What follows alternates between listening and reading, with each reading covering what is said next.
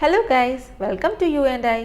तो आज मैं एक ऐसी प्रॉब्लम को डिस्कस करने जा रही हूँ जो आजकल हम सबके लिए बहुत आम हो गई है। ये मैन में एज वेल एज वुमेन्स में भी बहुत देखने को मिलती है। तो मैं बात कर रही हूँ कोलेस्ट्रॉल की। कोलेस्ट्रॉल क्या होता है, तो ये जानने के लिए आप मेरी पुरानी वीडियो देख सकते हैं। एक मैंने वीडियो बनाई थी लिपिड्स के ऊपर, तो आप उसमें जाके देख सकते हैं कि what is cholesterol and how it is important for us and how it is harmful for us. इसका लिंक मैं डिस्क्रिप्शन बॉक्स में दे दूंगी, तो आप वहां से चेक कर लीजिएगा। तो चलिए स्टार्ट करते हैं।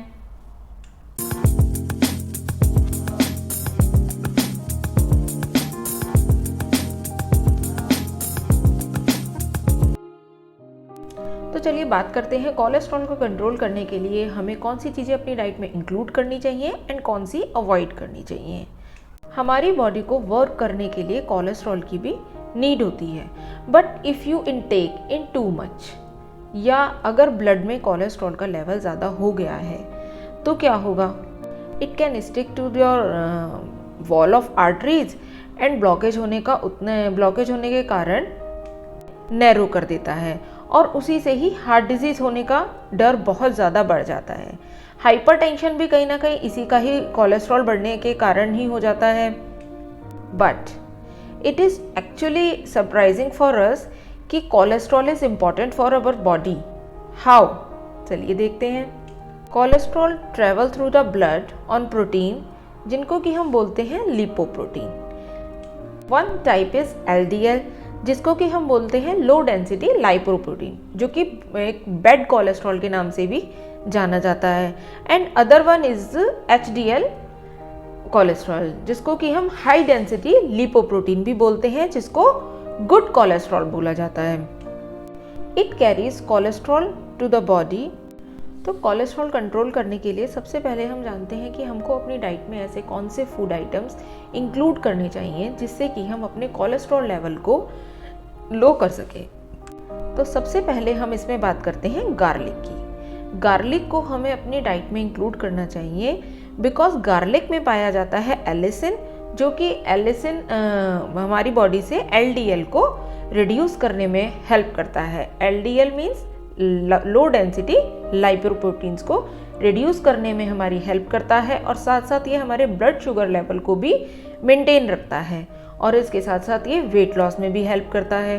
तो अब बात करें गार्लिक को हमें लेना कैसे है, तो आप अर्ली मॉर्निंग में एक गार्लिक क्लोव लीजिए और उसको ल्यूकवार्म वाटर से या सिर्फ नॉर्मल वाटर से आप उसको ले सकते हैं।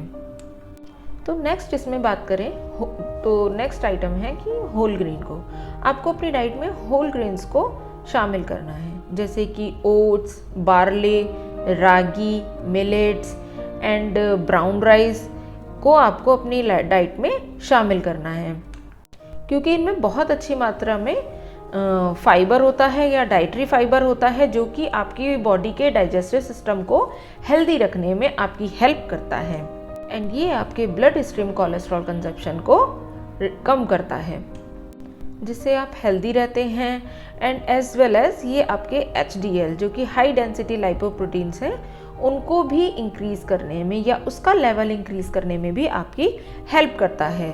तो यू मेक श्योर कि आप अपनी डाइट में होल ग्रेन्स को ज़रूर इंक्लूड कीजिए। तो नेक्स्ट हम बात करते हैं इसमें सोयाबीन की। सोयाबीन में बहुत अच्छी क्वांटिटी में प्रोटीन पाया जाता है, साथ साथ इसमें कुछ ऐसे अनसैचुरेटेड फैट्स भी होते हैं जो कि हमारे कोलेस्ट्रॉल लेवल को रिड्यूस करने में हमारी या कोलेस्ट्रॉल लेवल को कंट्रोल करने में हमारी बहुत अच्छे से हेल्प करते हैं। तो नेक्स्ट हम इसमें बात करेंगे नट्स की। वो कौन से नट्स हैं जो हमें कोलेस्ट्रॉल को कंट्रोल करने में हेल्प करते हैं। वैसे तो आप सारे ही नट्स यूज़ कर सकते हैं अपनी डाइट में, पर most importantly almonds and walnut, इनको आप अपनी डाइट में ज़रूर इंक्लूड कीजिएगा बिकॉज इनमें अच्छी क्वांटिटी में अनसैचुरेटेड फैट्स होते हैं जो कि कोलेस्ट्रॉल को कंट्रोल करने में बहुत हमारी हेल्प करते हैं। लाइक इसमें कुछ ऐसे अनसैचुरेटेड फैट्स होते हैं जो हमारे HDL लेवल को इंक्रीज़ करने में हेल्प करेंगे। तो उसके लिए आप लाइक 30 to 35 ग्राम इसमें 5 ग्राम अपने नट्स इंक्लूड कर सकते हैं अपनी डाइट में। जिसमें आप 2 वॉलनट्स एंड पीनट्स एंड 5 के अराउंड 5 to 6 आलमंड्स अपनी डाइट में इंक्लूड कीजिए। बट यू मेक श्योर कि आप 30 to 35 ग्राम से ज़्यादा नट्स को अपनी डाइट में इंक्लूड नहीं कीजिएगा, क्योंकि ये भी बहुत हार्म करेंगे। अगर आप ज़्यादा लेंगे तो वो भी अच्छे नहीं होंगे। तो नेक्स्ट हम बात करेंगे इसमें फ्लैक्स सीड्स की। फ्लैक्स सीड्स क्या होती हैं, जिनको हम अलसी के बीज भी बोलते हैं। तो फ्लैक्स सीड्स भी हमारे कोलेस्ट्रॉल लेवल को कंट्रोल करने में बहुत हमारी हेल्प करती है, क्योंकि इसमें ओमेगा 3 फैटी एसिड्स होते हैं जो कि हमारे गुड कोलेस्ट्रॉल लेवल को इंक्रीज़ करने में हमारी हेल्प करते हैं। उसके साथ साथ इसमें कुछ अनसैचुरेटेड फैट्स भी इंक्लूड होते हैं। Ginger is also helpful in to increase आपका HDL लेवल। या जिंजर भी एक ऐसा सोर्स है, बिकॉज इसमें एंटी इन्फ्लामेटरी एंड एंटीऑक्सीडेंट्स होते हैं जो आपकी ब्लड शुगर लेवल को तेज़ी से कम करते हैं, जिसकी वजह से आपका कोलेस्ट्रॉल लेवल ड्रास्टिकली कंट्रोल में आता है, या HDL लेवल को ये बहुत तेज़ी से इंक्रीज़ कर देते हैं, जिसकी वजह से हमारे जो बैड कोलेस्ट्रॉल लेवल है वो डिक्रीज़ हो जाता है। तो जिंजर भी आप अपनी डाइट में ऐड कर सकते हैं, इससे भी आपको कोलेस्ट्रॉल कंट्रोल करने में बहुत हेल्प मिलेगी। अब बात करते हैं फैट एंड ऑयल्स की। कौन से ऐसे फैट्स हैं या ऑयल हैं जिनको हम अपनी डाइट में इंक्लूड कर सकते हैं व्हेन वी हैविंग कोलेस्ट्रॉल। वैसे तो कोलेस्ट्रॉल जब हो जाता है तो यूँ कहते हैं कि अब आपको फैट एंड घी से बिल्कुल, मतलब ऑयल वगैरह से बिल्कुल परहेज़ करना है, बट ऐसा नहीं है। आप इसमें आप अपनी डाइट में काऊ घी ऐड कर सकते हैं।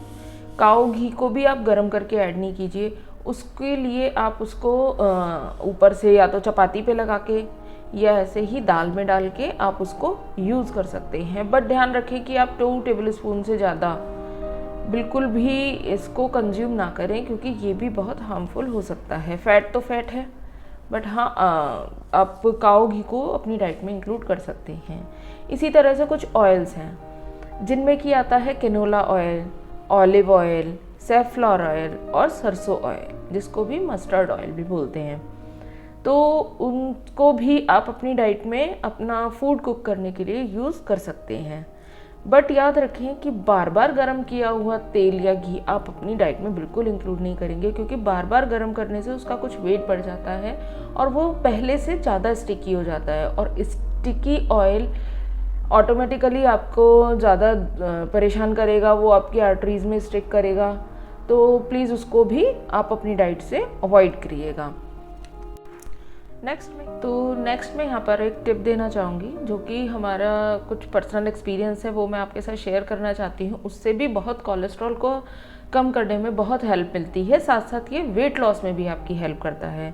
तो इसमें आपको कुछ नहीं, एक पाउडर बना के लेना है, जिसमें इसके कुछ इंग्रेडिएंट हैं जो मैं बताने जा रही हूँ।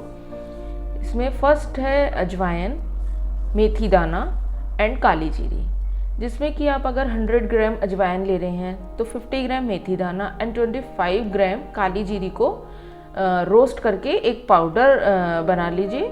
एंड उसको आप 1 टेबलस्पून पानी के साथ रात में, जैसे आपका मील हो गया है उसके बाद आप उसको पानी के साथ ले लीजिए, एंड उससे आपको डेफिनेटली कोलेस्ट्रॉल को कम करने में बहुत हेल्प मिलेगी। साथ साथ ये आपके वेट लॉस में भी बहुत हेल्प करेगा, और इससे बहुत सी बीमारियां हैं लाइक शुगर है, उसको भी कंट्रोल करने में हेल्प मिलती है। तो आप इसको अपनी डाइट में ज़रूर ऐड कीजिएगा।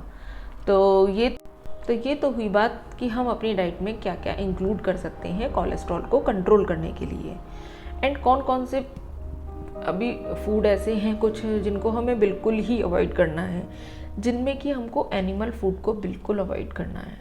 लाइक मीट को हम अपनी डाइट से बिल्कुल एलिमिनेट कर देंगे कोलेस्ट्रॉल को कंट्रोल करने के लिए। साथ साथ हम डेयरी प्रोडक्ट को भी अपनी डाइट से बिल्कुल एलिमिनेट कर देंगे, और या उनको बहुत लिमिट्स में हमको ये डेयरी प्रोडक्ट कंज्यूम करने हैं। इसके साथ साथ स्वीट एंड बेवरेजेस जो होती हैं उनको भी हमें अपनी डाइट से बिल्कुल निकाल देना है। स्वीट्स को हमें अपनी डाइट से निकाल देना है या लिमिट में करना है। Along with the diet, you can also change your lifestyle.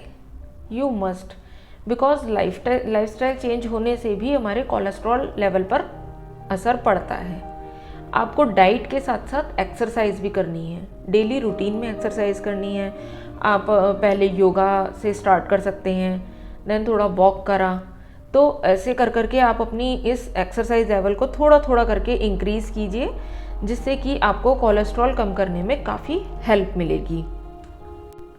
as well as it also beneficial for your weight, it also maintain your weight, and make sure please no smoking, because smoking is also injurious for our health। तो आपको smoking को भी बिल्कुल avoid करना है when you have cholesterol. तो ये थी कुछ